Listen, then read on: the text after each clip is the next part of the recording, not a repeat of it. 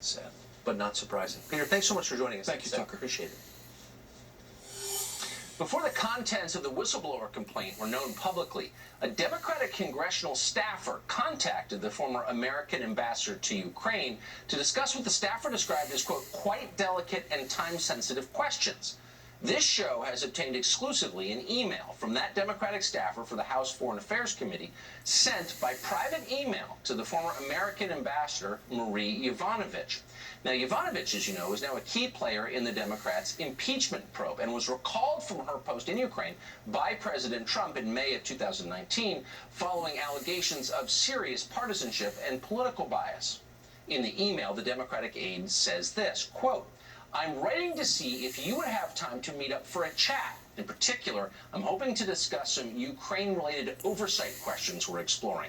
I'd appreciate the chance to ground truth a few pieces of information with you, some of which are quite delicate / time-sensitive, and thus we want to make sure we get them right, end quote. Now, that email was sent on August 14th. That's 2 days after the whistleblower complaint was filed, and a month before that complaint became public. The whistleblower, however, went to Schiff's team, Adam Schiff's team, before filing the complaint. So the question is, did Schiff's office tell other Democrats on Capitol Hill what was in the complaint?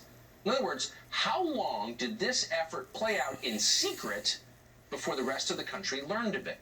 Well, we asked the Democratic spokesman for the House Foreign Affairs Committee about this, and here's the response we got, quote, the committee wanted to hear from an ambassador whose assignment was cut short under unusual circumstances.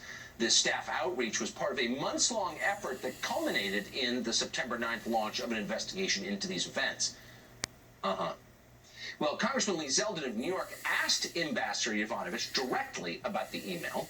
Yovanovitch claimed that she never personally responded to it, never responded to the Democratic staffer.